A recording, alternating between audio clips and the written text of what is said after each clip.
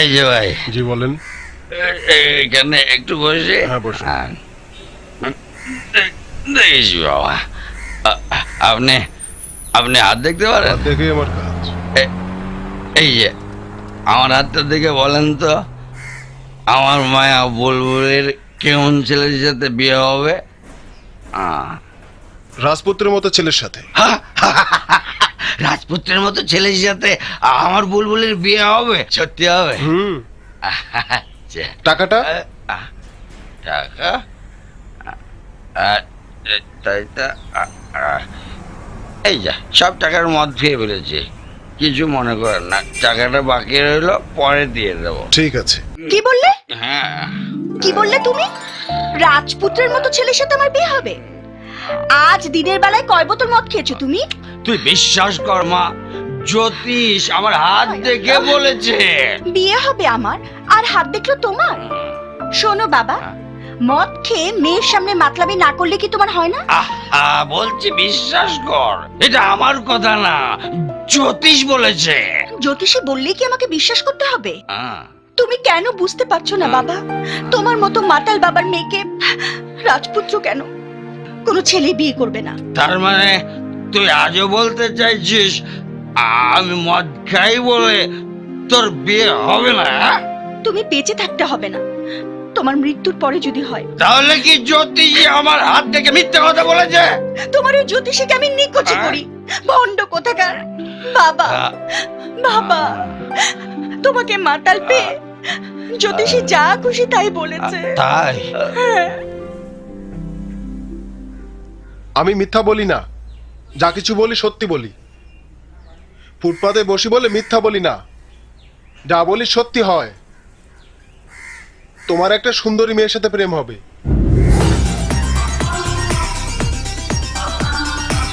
কেমন সুন্দরী মেয়ে?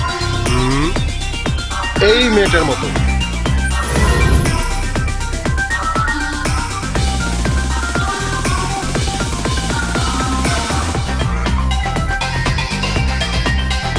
এই ভণ্ড জ্যোতিষ, আমার মাতাল বাবার কাছ থেকে কত টাকা খেয়ে মিথ্যে বলেছিস? কি বলেছি? আমার নাকি রাজপুত্রের মতো ছেলের সাথে বিয়ে হবে। হ্যাঁ বলেছি তো। ওই ছেলেটা রাজপুত্রের মতো দেখতে না?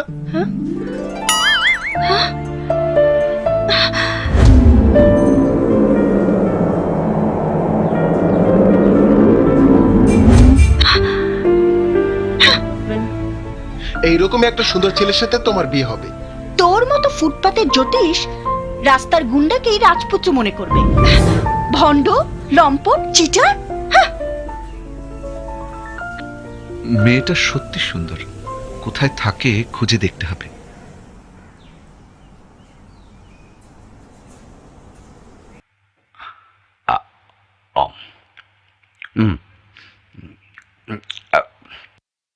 কে বিশ্বাস হয়েছে তো? তোকে বলেছিলাম না আমি মিথ্যে কথা বলিনি। ওই জ্যোতিষী তোমাকে মিথ্যে বলেছে। কত বড় ভণ্ড, রাস্তার একটা গুন্ডাকে দেখে বলে কিনা ওর মতো ছেলের সাথে আমার বিয়ে হবে। আমাকে বললো রাজপুত্রের মতো ছেলের সাথে তোর বিয়ে হবে, আর তোকে বলেছে রাস্তার একটা গুন্ডার মতো ছেলের সাথে তোর বিয়ে হবে। আর কি পেয়েছে নাকি ওই জ্যোতিষীর গোষ্ঠী তুষ্টি করবো আমি? তোমার মতো মাতালের সাথে সবাই আর কি করবে। শোনো বাবা, তুমি যেমন আছো তেমনই থাকো। আমি তোমাকে কতবার বলবো, মাতালের মেয়েকে কেউ বিয়ে করে না। তাই আমার বিয়ের কথা কখনো ভেবো না। তুই তো এ কথাও বলেছিলি আমি মরে গেলে তারপর তোর বিয়ে হবে। অন্যায় কিছু বলিনি তো। তুমি বেঁচে থাকতে কে আমাকে বিয়ে করবে? তাহলে আমি মরে যাই, কি বলিস? তুমি এত তাড়াতাড়ি মরবে কে বলেছে? সত্যি মরবো। বাবা হিসেবে তোর জন্য কোনো দায়িত্ব পালন করতে পারিনি, এই কাজটা করে বাবা হয়ে তোর জীবনে বিয়ের ফুলটা ফোটানোর ব্যবস্থা করব। তাহলে আর দেরি করছো কেন? মরেই দেখাও। সত্যি বলছি, আমি মরে দেখাবো তোর জন্য। আমি মরে দেখাবো। ঠিক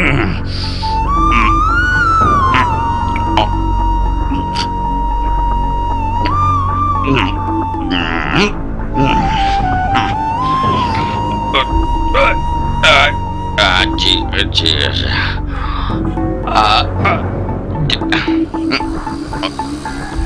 তুমি বেঁচে থাকতে কে আমাকে বিয়ে করবে? তুমি বেঁচে থাকতে কে আমাকে বিয়ে করবে? তুমি বেঁচে থাকতে কে আমাকে বিয়ে করবে? তাহলে আর দেরি করছো কেন? মরেই দেখাও। তাহলে আর দেরি করছো কেন? মরেই দেখাও, মরেই দেখাও, মরেই দেখাও, মরেই দেখাও। মেয়ের বাবা সাংঘাতিক জ্বালা, তারপরে আমি আবার মাতাল, সব সময় মদ খাই। আমার মেয়ে কয় আমি বেঁচে থাকতে নাকি ওর বিয়ে হবে না। তাহলে আমার বেঁচে থেকে লাভ কি? মরে যাওয়াই ভালো, মরে যাওয়াই ভালো।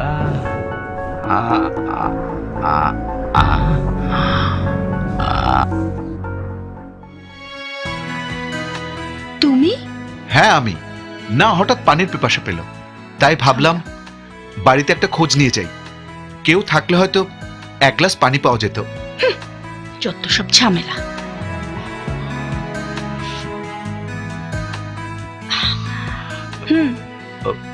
পানি খেয়ে সোজা রাস্তা দিয়ে চলে যাব তো, ইচ্ছা করলে তো থাকা যাবে না। আমি তো জানি বাড়িটা তোমার শ্বশুর বাড়ি না। এই কি বললে? সত্যি কথাই বললাম তো, এই বাড়িটা তো আমার শ্বশুর বাড়ি না। এক গ্লাস পানি খেতে কত সময় লাগে? তোমার মতো সুন্দরী মেয়ে চোখের সামনে থাকলে এক গ্লাস পানি সারাদিন ধরে খাওয়া যায়। বেশি বাড়াবাড়ি হয়ে যাচ্ছে কিন্তু। এই বাড়ি থেকে যাও। আরে আরে, পানির গ্লাস কেড়ে নিলে পাপ হবে তো? হোক। পাপ হলে বিয়ে হবে না তো? আমি খুব ভালো করেই জানি আমার বিয়ে হবে না।